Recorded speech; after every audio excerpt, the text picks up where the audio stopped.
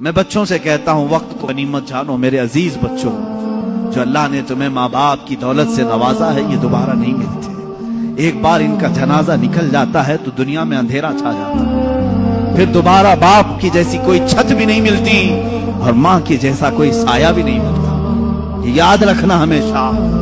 ایک نوجوان کو میں نے دیکھا تھا، وہ بڑا عیاش طبیعت کا تھا، ماں بیوہ ہے، بہت پہلے ہی شوہر کا انتقال ہو گیا تھا، بچہ صرف 4 سال کا تھا یا چھوٹا سا۔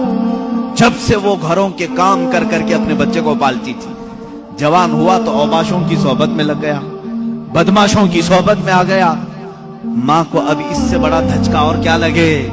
ایک دن آئی تھی میرے پاس روتے ہوئے، کہا غضب ہو گیا، زندگی نے پہلے ہی میرے سے شوہر کی جدائی، اور میں نے ایسے ایام کاٹے کہ لوگوں کے جھوٹے برتن دھوئے اس امید پر کہ ایک بیٹا ہے جوانی میں، یہ جب پہنچے گا تو میرے بڑھاپے کا سہارا ہوگا۔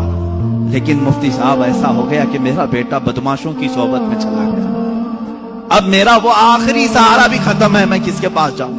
وہ غم کے مارے اتنا روئی تھی، میں جب بھی آج یاد کرتا ہوں اس خاتون کو تو مجھے تنہائی میں رونا آتا ہے۔ میں جتنی کوشش ہو سکی، میں کوئی بہت بڑا مؤثر آدمی نہیں ہوں، ایک چھوٹا طالب علم، سوچا کہ اس نوجوان بچے کو بلاؤں، اس کے ساتھ میں نے تھوڑا وقت گزارا، اسے سمجھایا تیری ماں کی قدر و قیمت کیا ہے، وہ ایک بیوہ ہے، ایک بیوہ ہے، وہ 4 عورتوں کے ساتھ بیٹھنے میں شرم کرتی ہے، کیا تو اپنی ماں کے ساتھ وقت نہیں بتاتا؟ دنیا میں تیرے دوست ہوں گے، تجھے دوست چھوڑ کر کے جائیں تو تجھے کتنی تکلیف ہوتی ہے۔ تو سوچ اپنی ماں کو، اس کے تو کوئی دوست نہیں، اور اس کا بیٹا بھی اس کو رات اکیلا چھوڑ کر جاتا ہے۔ وہ رویا میرے پاس، کہا کہ حضرت میں وعدہ کرتا ہوں اپنی ماں کے لیے میں کام کروں گا۔ میں نے سمجھایا، دوسرے دن کہا میں نوکری کے لیے تلاش میں چلتا ہوں۔ مجھے وہ بات آج بھی یاد ہے، تقریباً 6-7 سال ہو گئے۔ وہ نوجوان ہے ابھی بھی، وہ سنتا بھی ہوگا۔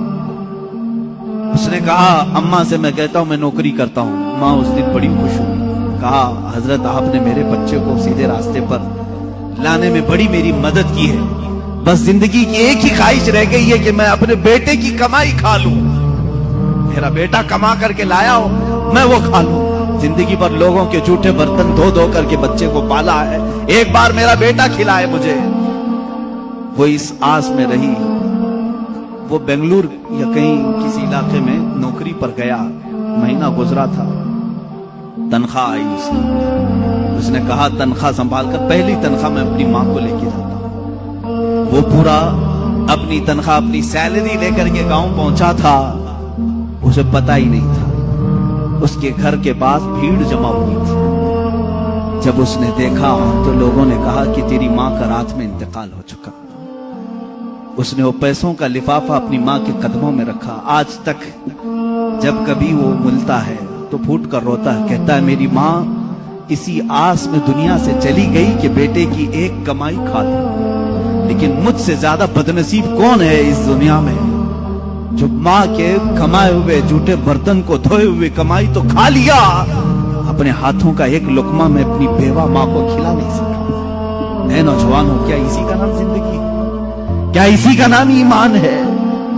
تمہارے اخلاق تو وہ ہونے چاہیے کہ تم باہر جاؤ تو تمہارے ماں باپ تمہارے اخلاق پر فخر کریں، تمہاری ایک ایک کمائی کے لیے وہ آج بھی انتظار میں۔ ایک بات یاد رکھنا، ماں باپ لالچی نہیں ہیں تمہارے، لیکن صرف ان کی خواہش یہ ہوتی ہے کہ بیٹا اپنے پیروں پر کھڑا ہو جائے۔ جب مرغی اپنے چوزوں کو خود کھاتے ہوئے دیکھتی ہے تو خوش ہو جاتی ہے، پہلے چونچ سے دانے توڑ توڑ کے کھلاتی رہتی ہے، لیکن جب بچے کھانے کے لائق ہو جاتے ہیں تو خوش ہوتی ہے۔ کیا تمہارے ماں باپ کو اتنی بھی خوشی نہیں دینا چاہتے ہو؟ آج اتنا بھی انہیں سکون نہیں دینا چاہتے؟ جنہوں نے ماں باپ کے ساتھ بدتمیزیاں کی ہیں انہوں نے دنیا میں اپنی جہنم خریدی۔ اللہ کے نبی صلی اللہ تعالیٰ علیہ وسلم سے کسی نے پوچھا ماں باپ کیا ہیں؟ حضور نے فرمایا وہ تیری جنت بھی ہے تیری دوزخ بھی ہے، وہ تیری جنت بھی ہے تیری دوزخ بھی ہے۔ جس نے ماں باپ کے ساتھ برا سلوک کیا اس نے دنیا میں دوزخ خرید لی ہے۔ اللہ کے نبی صلی اللہ علیہ وسلم نے یہاں تک فرمایا میں تو چاہتا ہوں کہ جس گھر میں والدین کا نافرمان ہو اس کے گھر کو آگ لگا دوں، دنیا میں آگ لگا دوں۔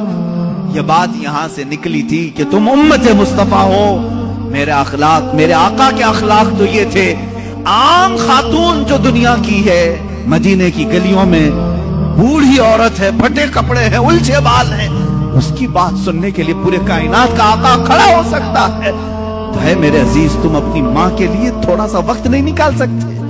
اپنی ماؤں کے پاس وقت گزارو۔ میں سمجھتا ہوں دنیا کا عظیم وقت ہے، دنیا کا عظیم وقت ہے۔ میں بھی آج اپنی ڈائری میں نے لکھا ہے، میں نے بہت ساری جگہوں پر تعلیم حاصل کی ہے، مدرسوں میں پڑھا ہوں، حفظ قرآن ہوا ہے، عالم پڑھے ہیں یا مفتی کورس کیے ہیں، جہاں جہاں وقت گزارے ہیں، لیکن میں نے محسوس کیا ہے میری زندگی کا سب سے قیمتی وقت وہ ہے جب میرے باپ بیمار تھے اور میں ان کے قدموں میں بیٹھا رہا، ان کی آخری نصیحتیں سن رہا ہوں۔ اس سے بہتر وقت ہماری زندگی میں نہیں آیا۔ ایک میرے استاذ گرامی، مرشد گرامی کے پاس گزارا ہوا وقت، وہ میری زندگی کا لب لباب ہے، حاصل کلام ہے۔ میں سمجھتا ہوں میری نجات کا کوئی ذریعہ ہے تو یہی دو وقت سے ہے، باقی تو میں نے بھی دنیا میں کوئی اچھا کام نہیں کیا۔ لیکن میرے عزیزو یاد رکھو، تمہارے پاس، تمہارے والدین کے پاس گزارا ہوا تھوڑا وقت تو ہونی چاہیے۔ خوش کرو ان اولاد، ان والدین کو، اور یہ بھی یاد رکھنا آج وہ تمہارے والدین ہیں، کل تم کسی اور کے والدین بننے والے ہو، کل تم بھی باپ بنو گے، تمہارے سامنے بھی تمہارے بچے آئیں گے اور تم اس وقت درد کی سسکیاں لیتے رہو گے۔